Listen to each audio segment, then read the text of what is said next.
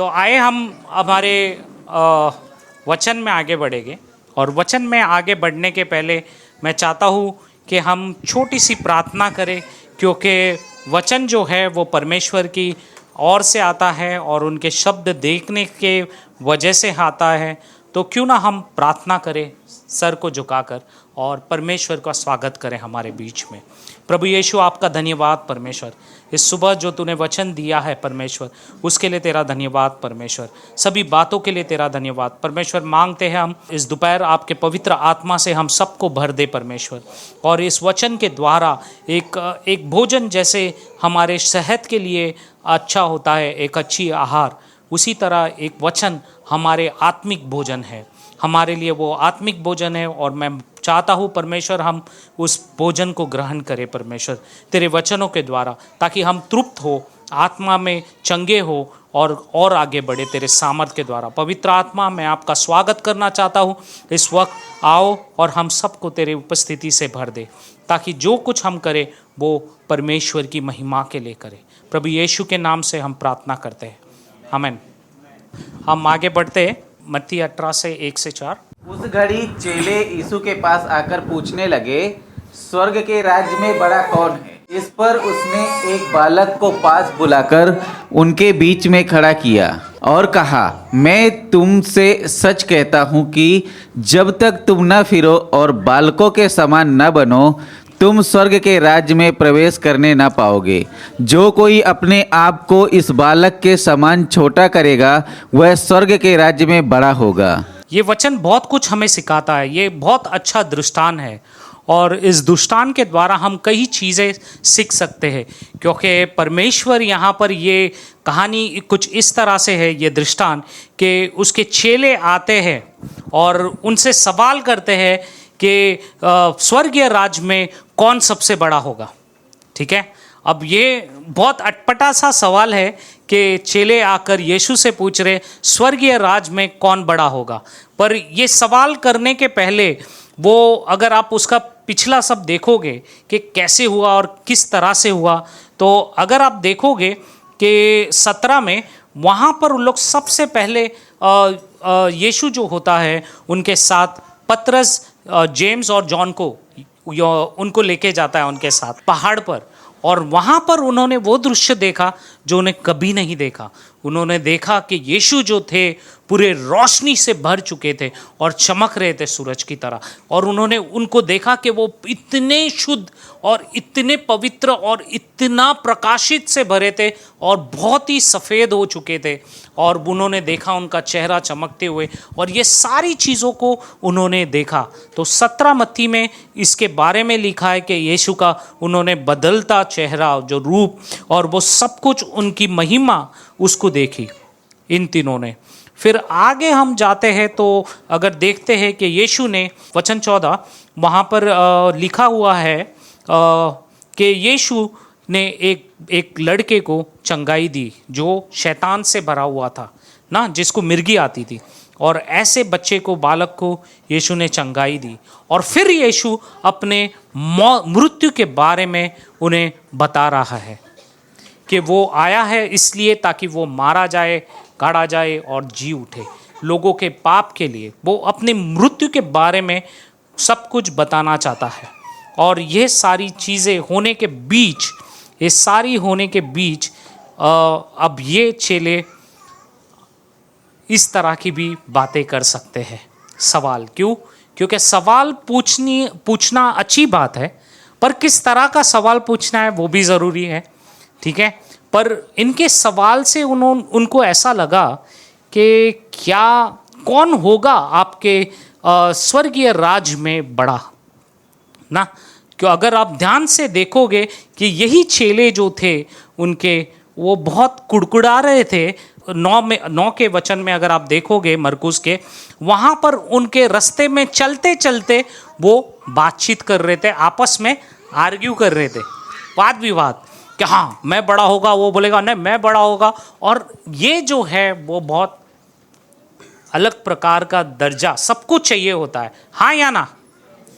हम सबको चाहिए कि कोई हमें इज्जत करे, कोई हमें इज्जत बख्शे और हमारा नाम बड़ा हो, और ये सब लोग चाहते हैं।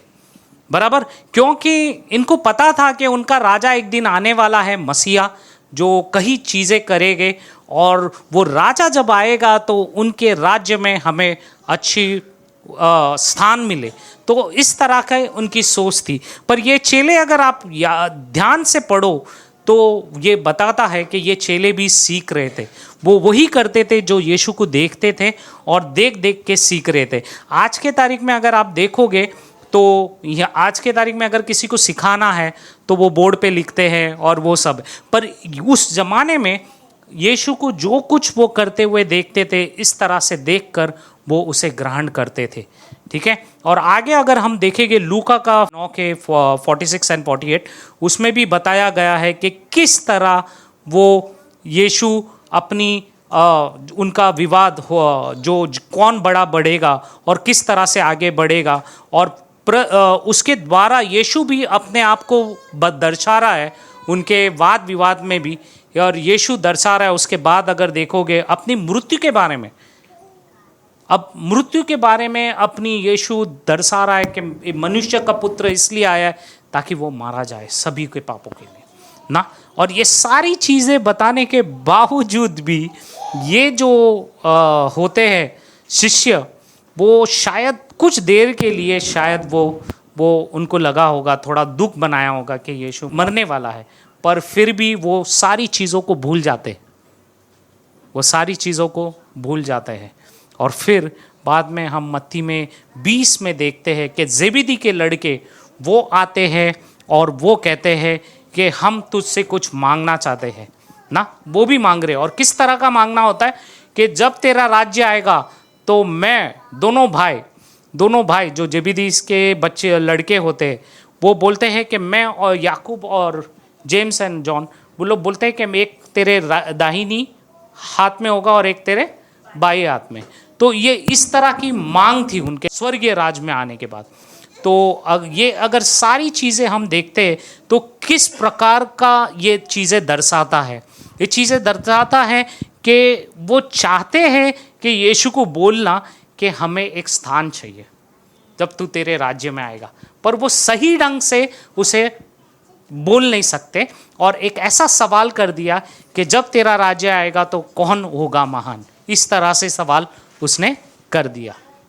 ठीक है, अब हम देखते हैं कि ये जगह जो है, मैं हमेशा बोलता हूँ ये जगह जो जहाँ पे मैं खड़ा हूँ वो बहुत खतरनाक जगह है। क्यों? क्योंकि यहाँ पे कभी भी घमंड आ सकता है।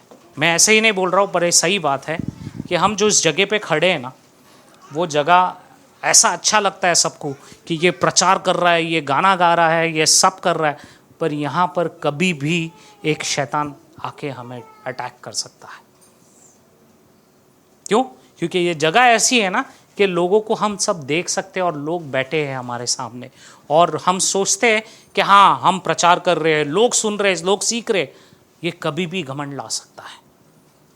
हम हमारी बढ़ाई के लिए नहीं खड़े, हम यहाँ पर हमारी बढ़ाई के लिए प्रचार नहीं करते, हम इसलिए करते हैं ताकि यीशु का नाम बढ़े, वो परमेश्वर का नाम बढ़े जिसने इतिहास को रचा है, वो इतिहास जो सच्चाई है, जिसने कहीं गवाही छोड़कर रखा है हमारे लिए, ताकि आज भी यरूशलेम में अगर आप जाओगे तो उसकी कब्र, जो खाली कब्र आज भी पड़ी है, उसके वस्त्र आज भी पड़े हैं, कई चीज़ें वो कीले और कई चीज़ें वो आज भी पड़ी है। क्यों? क्योंकि वो परमेश्वर, वो ऐसा परमेश्वर था जो मर के भी जी उठा। हम यीशु को परमेश्वर इसलिए कहते हैं क्योंकि वो परमेश्वर ऐसा परमेश्वर था। किस लिए? क्योंकि उसके हाथ में जीवन लेना और देना दोनों उसके हाथ में ताकत थी, और वो सब कुछ राजपाट, स्वर्गीय धन और सब कुछ छोड़कर पृथ्वी पर इसलिए आया था ताकि आपके और मेरे पाप क्षमा हो। आमीन। और अब ये चेले इस तरह के सवाल पूछने के वजह से थोड़ा अटपटा है, पर कहाँ थोड़ा ऐसा लगता है कि कहाँ ना कहाँ उन लोग कुछ दर्जा चाहते हैं। अच्छी बात है एक दर्जा पाना ना, एक दर्जा पाना अच्छी बात है। हम ऑफिस में भी काम करते हैं, कहीं पे भी नौकरी जहाँ करते, हम चाहते हैं कि हमारा पद बढ़े, बराबर ना। अगर आप एग्जीक्यूटिव होगे तो आप चाहोगे मैं मैनेजर बनूं, मैनेजर बनोगे तो आप सीनियर मैनेजर की अपेक्षा करोगे। तो इस तरह से हमें दर्जा मिलने की बहुत ज़रूरत है। क्यों? क्योंकि दर्जे के साथ क्या क्या होता है? क्या होता है? मान सम्मान मिलता है आपको। क्या मिलता है? मान सम्मान। और हर एक मनुष्य अपेक्षा करता है कि उसको मान सम्मान मिले। अगर आपको मान सम्मान ना मिले तो आप क्या किस तरह का बर्ताव करोगे? शायद से आप बुराई करोगे किसकी? कि शायद कुड़कुड़ाओगे। और यही हालात है चेलों के बीच में। क्यों?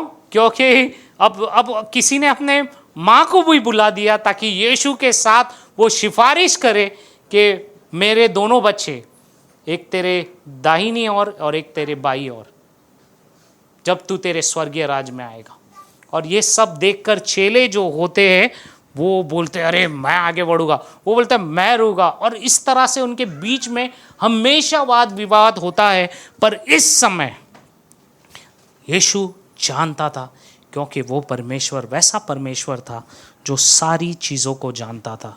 आप कुछ मांगो उसके पहले परमेश्वर जानता है कि आप क्या मांगना चाहते हो ना। तो मत्ती का हम 6:8, मत्ती अध्याय 6 वचन 8। इसलिए तुम उनके समान ना बनो, क्योंकि तुम्हारा पिता तुम्हारे मांगने से पहले ही जानता है कि तुम्हारी क्या क्या आवश्यकताएं हैं। बहुत ज़रूरी है। वचन कहता है तुम्हारा पिता जानता है कि आपको क्या क्या ज़रूरत है। और यीशु जो है हम हमेशा देखते हैं जब भी उनके वचन फरीसियों के साथ वाद विवाद होता है इनके साथ, वो उनके हृदय को पहले से ही जान लेता था ये क्या होने वाला और क्या नहीं। और यीशु इनके चेलों को हृदय को जानता था। जब ये सवाल किया तो क्या यीशु ने उन्हें रोका या उन्हें डांटा? बिल्कुल नहीं। यीशु चाहते थे, अच्छी बात है, पर यीशु चाहते थे उसका जवाब देना। क्योंकि हमेशा यीशु जानते थे कि ये कुड़कुड़ाहट कर रहे चेले आपस में ना, कि कौन आगे बढ़ेगा और कौन नहीं। पर यीशु ये सारी चीज़ें जानते थे, पर सही समय पर परमेश्वर अपनी कार्य करता है। और इस समय परमेश्वर को उत्तम लगा और इसलिए यीशु ने उसका जवाब देना चाहा। क्या कहता है यीशु इस बारे में? आइए हम देखते हैं। मत्ती अध्याय 18 वचन 2। इस पर उसने एक बालक को पास बुलाकर उसके बीच में खड़ा किया। अब जब बालक की बात आती है तो हम सोचते हैं अरे क्या बालक की बात कर रहे हैं, बड़ों के बीच में बच्चों का क्या काम ना, बड़ों के बीच में बच्चों का क्या काम। और यहूद के ज़माने में भी, उस ज़माने में यहूदी के बीच में बच्चों को ज़्यादा आदर नहीं दिया जाता था। हाँ, वो एक समय था। आज भी संस्कृत में हमारे चलते बड़ों के बीच में अगर बच्चे थोड़े मुकल दे, चलो जाओ बाहर खेलो ना, इस तरह का है। पर प्रभु यीशु जब उदाहरण देते हैं ना तो हमारे हृदय को, हमारे दिमाग को चीर कर सब कुछ जला जाता है। क्यों? क्योंकि वो ऐसा अटपटा उदाहरण देते हैं, ऐसा उत्तर देते हैं जो एक मनुष्य ग्रहण न कर सके। बहुत मुश्किल होता है। हम सब जानते हैं अगर बच्चों के बारे में यीशु अगर उदाहरण दे रहा है तो अगर हम कहे वचन क्या कहता है, आपको मालूम है बच्चों के बारे में वचन क्या कहता है? आए मेरे साथ आए और यिर्मयाह का 17 और 9 पढ़े। वचन में क्या लिखा है? यिर्मयाह 17 अध्याय वचन 9। मन तो सब वस्तुओं से अधिक धोखा देने वाला होता है, उसमें असाध्य रोग लगा है, उसका भेद कौन समझा सकता है? कौन समझा सकता है? मनुष्य का मन ऐसा है, कैसा है? धोखे देने वाला। और उसको कौन समझा सकता है?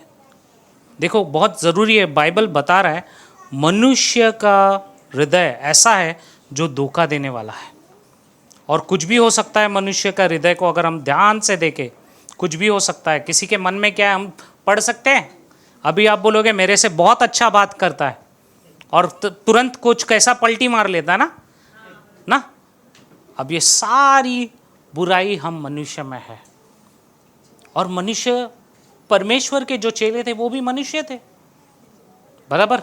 तो सब में कुछ ना कुछ कुड़कुड़ाहट मनुष्य के हृदय में होती है। अगर आप कहीं पे भी जाओ, आप अपना नाम बढ़ाने के लिए लोग में कंपटीशन चलता है ना, चलता है क्या नहीं ना? हाँ, मेरा नाम आ गया है, वो बोले मेरा नाम आ गया है, उसके चक्कर में कोई किसी को कब गिरा देता है पता नहीं चलता है, खुद के बढ़ने के चक्कर में ना। तो ये तरह का मनुष्य का हृदय है। उसका मतलब ये नहीं कि हम बुरे हैं, ये हमारा हृदय है। क्यों? क्योंकि हम पाप में पैदा हुए। अगर आप देखोगे वचन हमें ये भी कहता है भजन संहिता का, कि जब बच्चे होते हैं वो जब, क्योंकि हम पाप में पैदा हुए, वो बच्चे भी जो होते वो, अगर आपके माँ के कोख में जितने जन के बच्चे होंगे, अगर उनको अकेले रखेंगे ना, थोड़ी देर जब खेलेगा और फिर उसका मन होगा ना, तो वो रोना धोना चालू कर देता है। क्यों? ताकि वो अपने माँ का अटेंशन ले सके ना, आकर्षित कर सके। तो बच्चे भी जो होते हैं ना, छोटे हो तो झूठ बोलना आता है ना।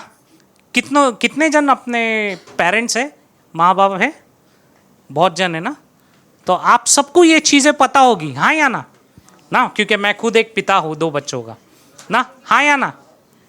ना, तो कुछ चीज़ें ऐसी होती है कि हम जानते हैं बच्चों में ये हरकतें होती है, छोटे होते हैं पर नटखट होते हैं ना।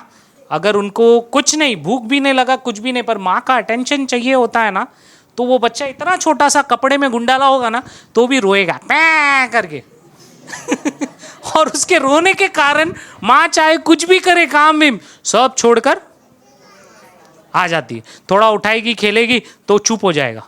अब क्या हुआ? उसको चाहिए होता है कि उसके पेरेंट्स उनके साथ रहे ना। और इस तरह के बच्चे भी छोटे झूठ बोलते हैं, और परमेश्वर जो है, प्रभु यीशु, इस बच्चों का उदाहरण दे रहे हैं। कितना अटपटा और कितना खतरनाक है। एक बच्चे को लाकर खड़ा रखता है और बोलता है ऐसों का स्वर्ग का राज्य है। मान सकते हो ना? कितना अटपटा। यीशु बच्चे को अगर खड़ा कर रहा है, बता रहा है, तो उसका मतलब ये नहीं कि वो उनकी सारी चीज़ों के बारे में बता रहा है। वो उनको इसलिए खड़ा कर रहा है क्योंकि वो चाहता है कि आप बच्चों के समान बनो। बच्चे अपने माँ बाप से बहुत प्रेम करता है। और इस सुबह मैं आपसे पहला मुद्दा बताना चाहूँगा कि यीशु हम सबको बच्चे के समान बुलाना चाहता है। ये दुष्टान में हम ये सीखते हैं, वो चाहते हैं कि हम बच्चे के समान हो। मैं अभी भी जानता हूँ कि मैं जब पहली बार पिता बना, जब मेरी लड़की हुई, तो मैं बहुत उत्साहित था। काम नया नया लगा था, क्योंकि मैं उसके पहले काम ही नहीं कर रहा था। हाँ, और बच्चे, अब मेरी वाइफ प्रेग्नेंट है और पूरा टेंशन आ गया, पर पैसे नहीं है, क्योंकि काम ही नहीं है, क्योंकि मैं बहुत यंग था, पढ़ाई छोड़ के वो सब कर, अब हो गया तो क्या करे ना। पर अब अब क्या करे ना, अटपटा है। पर परमेश्वर का जीवन में मेरे कार्य करना था, और यही चीज़ें ये बच्चा जो मैं खुद 21-22 साल के में जो मेरे हार्डवेयरिंग और नेटवर्किंग का थोड़ा पढ़ रहा था, वो भी छोड़ दिया, ठीक है। और मैं यहाँ पर क्या कर रहा हूँ, मैं काम पे लग गया एक डोमेस्टिक कॉल सेंटर में, और वहाँ पर 4,500 में मेरी जीवन की शुरुआत कर रहा हूँ। कितने में? 4,500 में। एक लड़की है, उनकी जिम्मेदारी अब हो गई है, पर काम पे से छूट के नहीं आ पाया। घर से फ़ोन आया कि अरे तुमको लड़की हुई है। मैं बहुत कुछ हो गया, पर ऑफिस से छोड़े कैसे, पहला दिन है जस्ट जॉब लगाऊँ अब मैं उनको ये बोलूँ कि मैं बाप बनने वाला हूँ और कोई मेरे को छोड़ेगा नहीं, क्योंकि जिम्मेदारी है। और ऐसी स्थिति में मैं रात को भागकर हॉस्पिटल में गया। कितने बजे? 12 बजे, 12 साढ़े 12 के आसपास। और ऐसे में मैं चाह रहा हूँ कि मैं मेरे बच्चे को देखूँ, पर कौन सा हॉस्पिटल मुझे खड़ा करेगा? नहीं, अभी नहीं आ सकते, सवेरे आओ ना। अब मैं क्या करूँ ऐसी स्थिति में? मैं रिटर्न चले जाता हूँ, घर पे चले जाता हूँ, दुखी थोड़ा, पर साथ में खुशी भी है, क्योंकि बच्चे का चेहरा देखना है ना। बहुत खुश था। ये समय जो होता है ना, बहुत कीमती होता है हर एक माँ बाप के लिए ना, बहुत कीमती होता है। और परमेश्वर बहुत अच्छा उदाहरण देता है कि आप बच्चों के समान आओ, क्योंकि ये बहुत ज़रूरी है। अगर आप देखोगे, मैंने जो जो बात कही कि बच्चे छोटे भी होते हैं तो वो उनमें पाप करने की हरकतें होती है ना, जैसे कि माँ को आकर्षित करना है तो वो बुलाने के लिए रोता है, बराबर ना। तो ये सब कुछ हम कमियां देखते हैं। अगर आपको देखना है तो मैं आपको बताता हूँ, भजन संहिता का 58 वर्स 3 निकालो, वो क्या कहता है, बाइबल क्या कहता है। चलो बाइबल से देखें।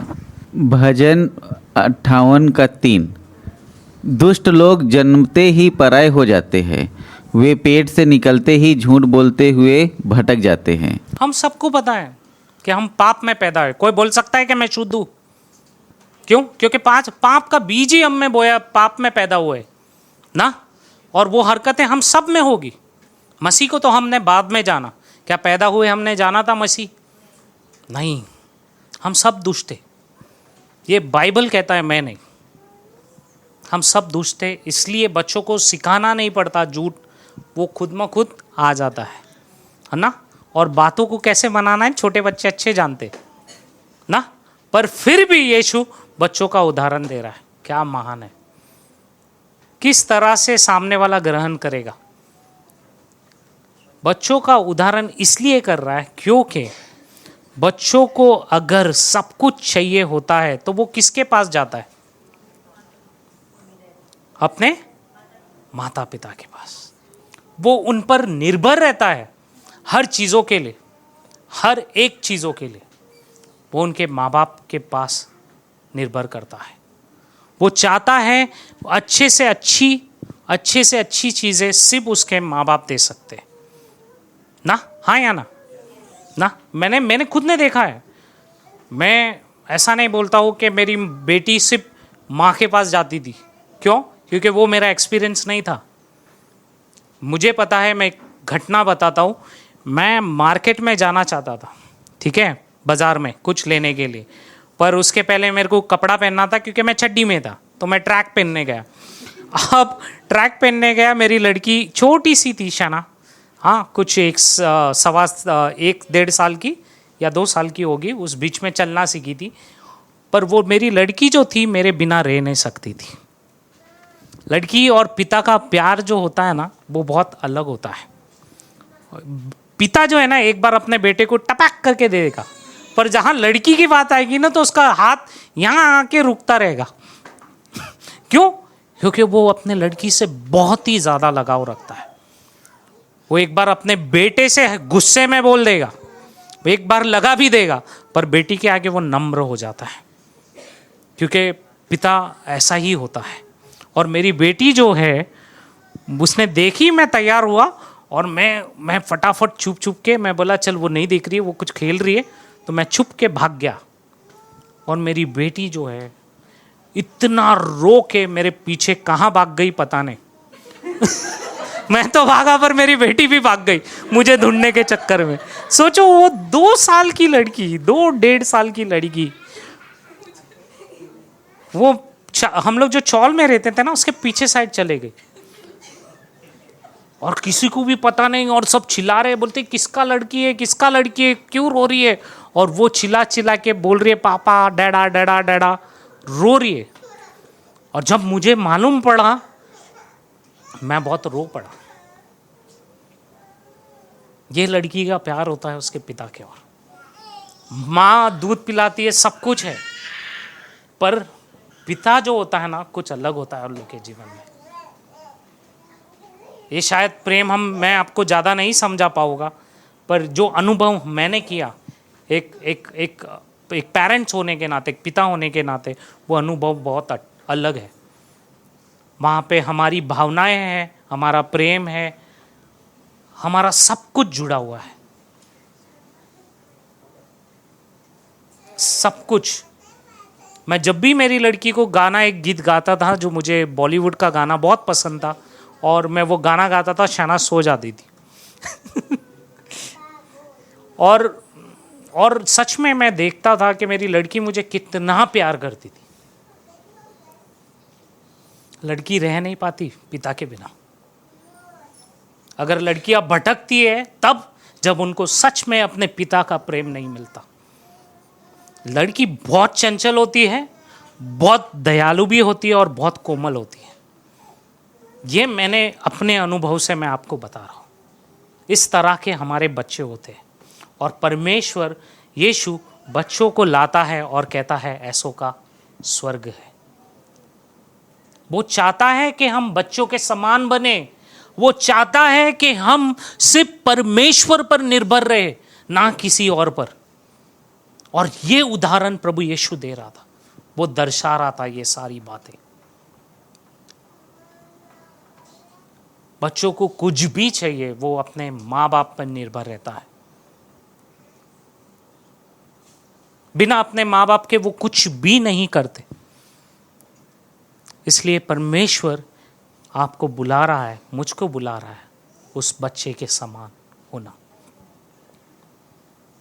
ताकि हम उस पर निर्भर रहे। क्या ये एक बच्चे अगर को तुम देखोगे खुलकर बात करते हैं, क्या बोल रहे उनको कुछ समझ नहीं, पर अगर छोटे बच्चे के साथ जाके बात करोगे ना, वो खुलकर बात करते हैं, खुलकर। इसी तरह हमारे प्रभु यीशु थे, खुलकर बातें करते थे। कौन क्या समझे उसके बारे में उससे कुछ नहीं पड़ा। उसको यही चीज था कि मैं अपने पिता का नाम, स्वर्गीय पिता का नाम और उसके कार्य को करने में पृथ्वी पर आया हूं।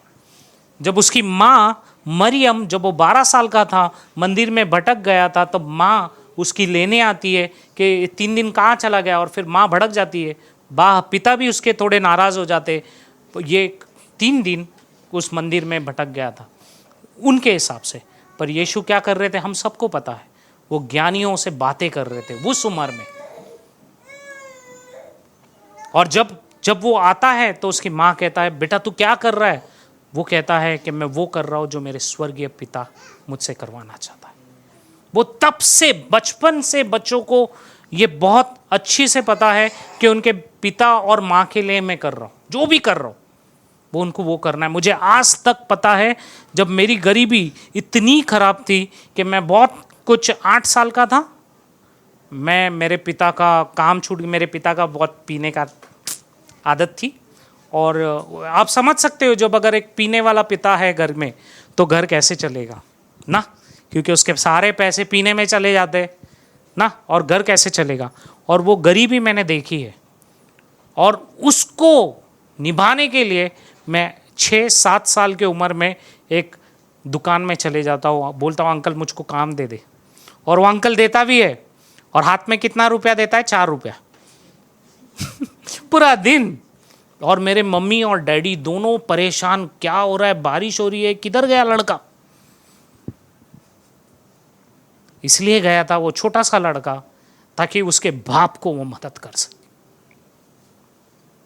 वो इसलिए गया था ताकि उसके माता पिता को मदद कर सके। उसमें कुछ नहीं था, कमजोर था, ना कोई ज्ञान थी ना कुछ नहीं, पर उनको पता था अपने माँ बाप को मदद करना है। क्यों? क्योंकि घर में खाना नहीं है।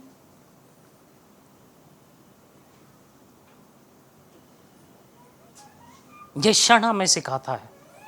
मैं बहुत बहुत पिता को बोलता था, मैं प्रार्थना करता था और कहता था परमेश्वर ये क्षण मेरे जीवन में क्यों है। उतना छोटा था पर प्रार्थना करता था, क्योंकि मैं एक क्रिस्ती घराने से आता हूँ। पूछता था कि ये दर्द दुख क्यों है पिता, मुझे साथी क्यों है।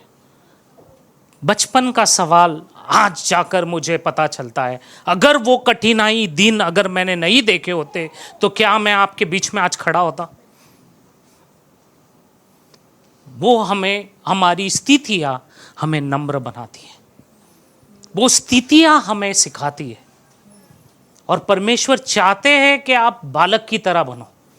सवाल नहीं, बालक का एक ही होता है उद्देश्य कि जो भी उसके माँ बाप बोलते हैं कहते हैं उनको आज्ञाकारी बनो, उनको पालो, उनको सब कुछ करो। अगर आप यीशु का जीवन देखोगे, पूरा जीवन उसने जो सेवा में दे दी, लोगों के बढ़ाने में उसने अपने आप को समर्पित किया, चेलों को सिखाया, 12 चेलों में सबको सिखाया, सबको उसने ऐसे ऐसे चीन चमत्कार किए, लोगों के लिए आया, और अंत में वो बिना पाप का, बाइबल कहता है उसमें कोई पाप नहीं था, उसे पाप की भी समझ नहीं थी, पर फिर भी आपके और मेरे पाप उस पर ले लिए। वो परमेश्वर था। ये दृष्टांत बहुत छोटी सी दृष्टांत है, पर यह दृष्टांत बहुत कुछ गहराई से सिखाती है, क्योंकि यीशु ने एक बच्चे का उदाहरण दे दिया है। क्या सीख सकते हैं हम बच्चे के द्वारा? हम उसे, बच्चों को लेकर हम उसे निग्लेक्ट मत करो, उसे क्या बोलते, यानी तुच्छ, तिरस्कार मत करो, तुच्छ में मत गिनो कि बच्चा है, पर वो बच्चा बहुत कुछ सिखाता है। यीशु सिखा रहे बच्चे के द्वारा। वो कहता है आपको स्वर्ग में चाहिए, बनना है महान राज्य में, परमेश्वर के राज्य में। वो ना नहीं कहता अपने चेलों से, पर कहता है बच्चों के समान बनो, क्योंकि यीशु ने पूरी तरह अपना जीवन पिता के कार्य को निभाया जब तक वो पृथ्वी में था। वो जब भी कहता तो कहता, मैं मेरे पिता को, जो भी मेरे पिता को मैं देखता हूं करते हो वही मैं करता हूं। यहां तक कि उनके चेले पूछते कौन है तेरा पिता, बता तेरा पिता, और यीशु कहता है अरे मूर्ख, अब तक मैं तुम लोग के साथ हूं और फिर भी तुमने नहीं जाना, मैं पिता में और पिता मुझ में है। वो उदाहरण बने पिता का।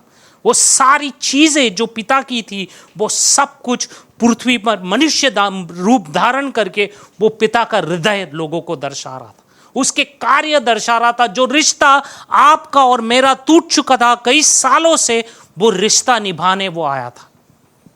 वो रिश्ता फिर से जोड़ने के लिए आया था। वो दिखा रहा था कि अनुग्रह का मतलब क्या है, सच्चे प्रेम का मतलब क्या है, वो बता रहा था।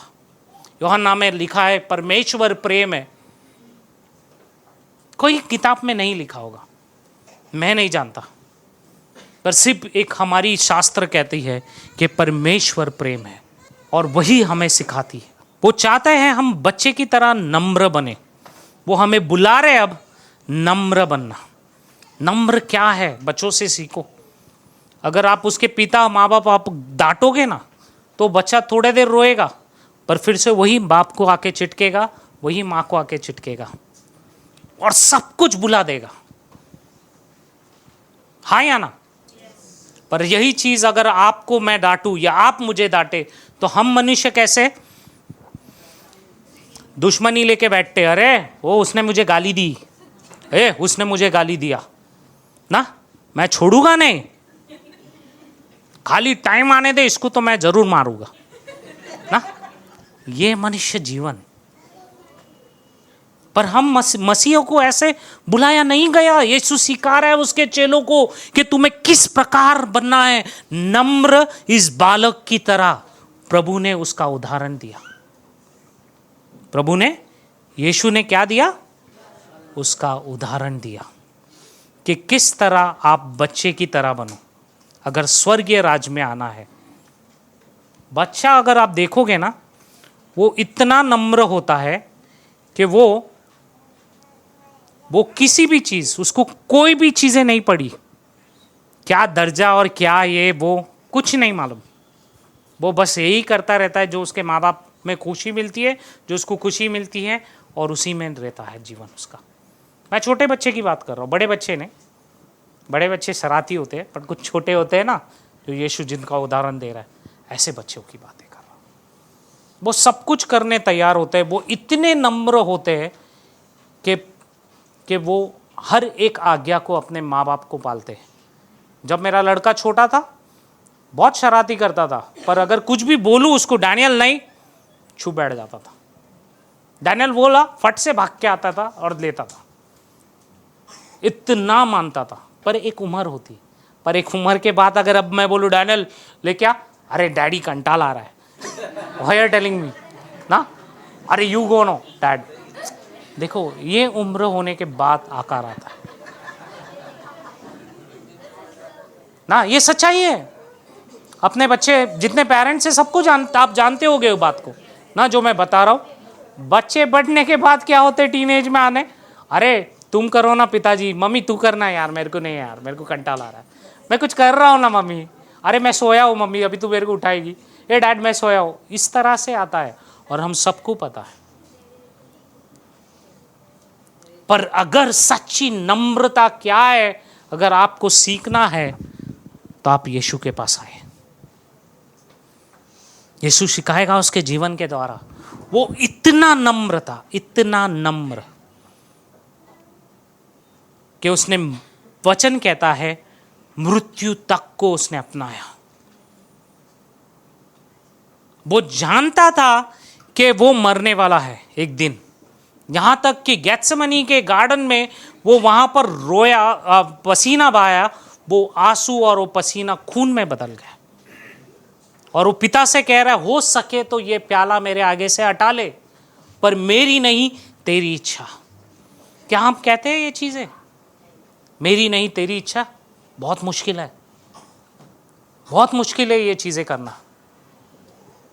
हम देखते हैं जो जीवन में हम ये पृथ्वी पर आए हैं, आप और मैं, वो सिर्फ एक क्षण के लिए है। हमें पता है क्या कितने साल जिएंगे हम? क्या आपको पता है? ना आपको पता है ना मुझे पता है हम कितने साल जिएंगे।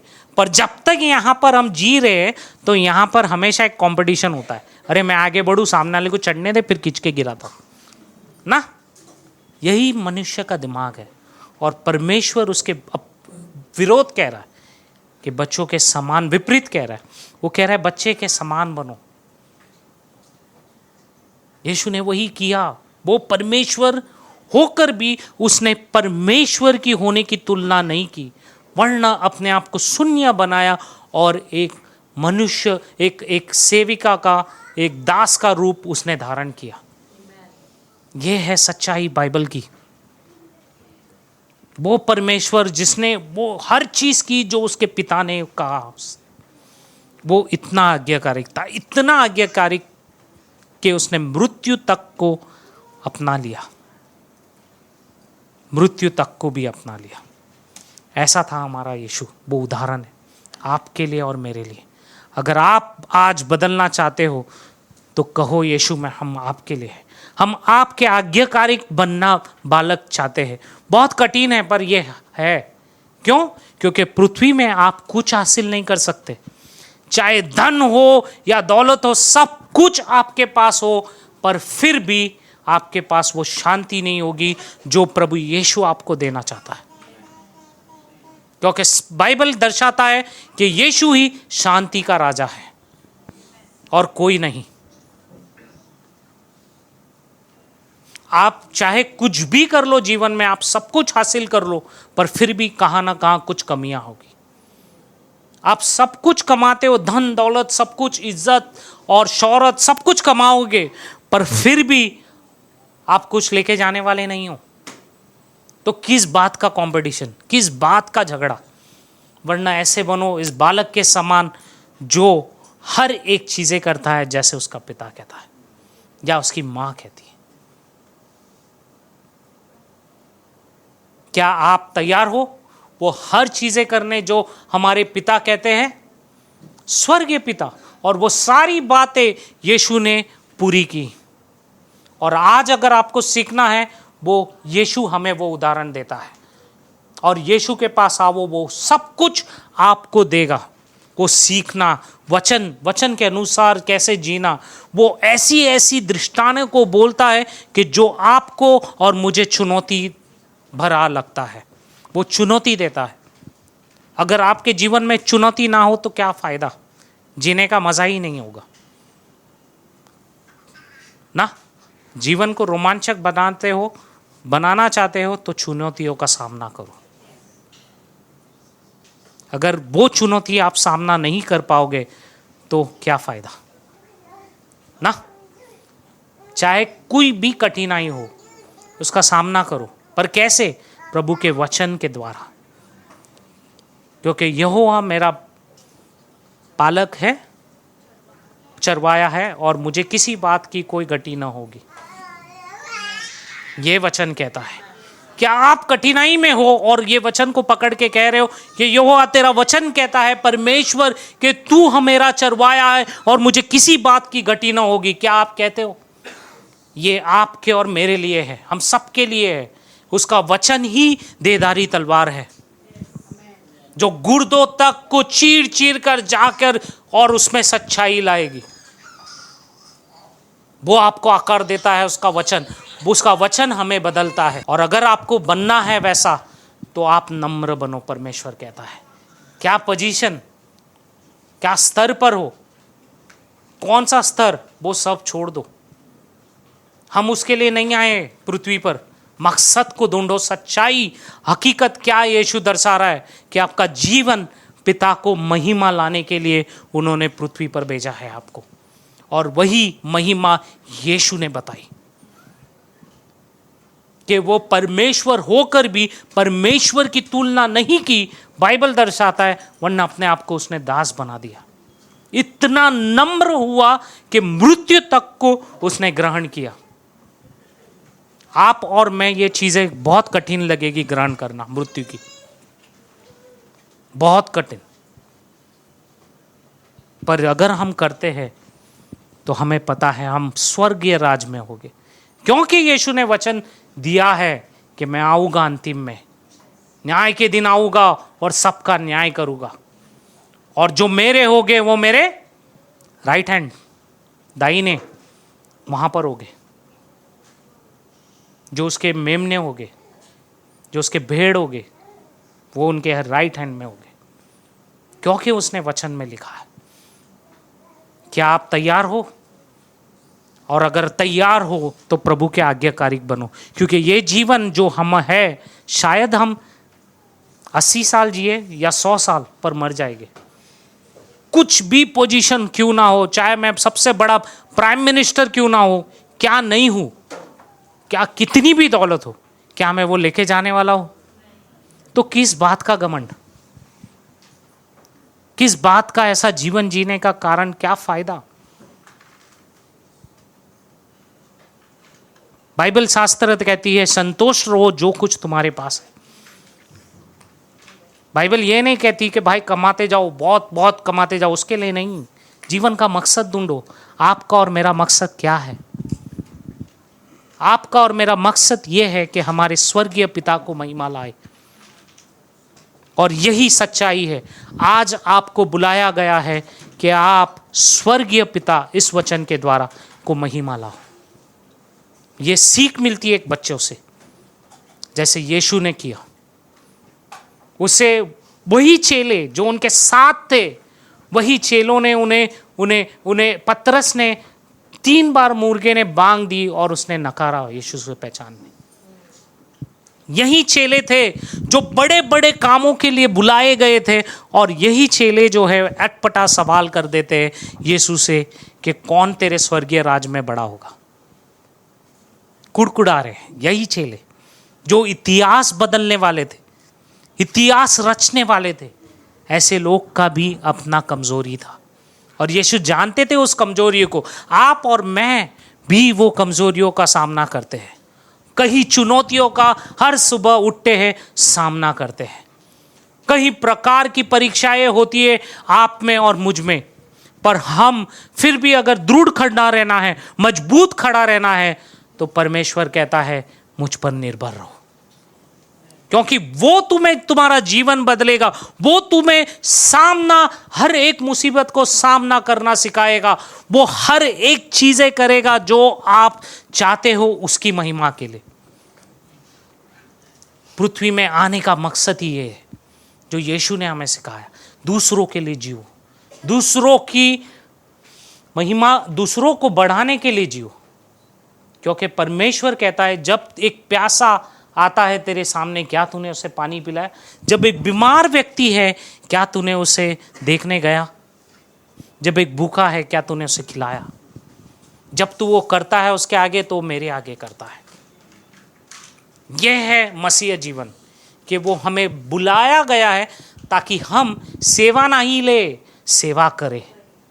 यह मकसद है जीवन का, और इसे मकसद को पूरा करना है पृथ्वी पर।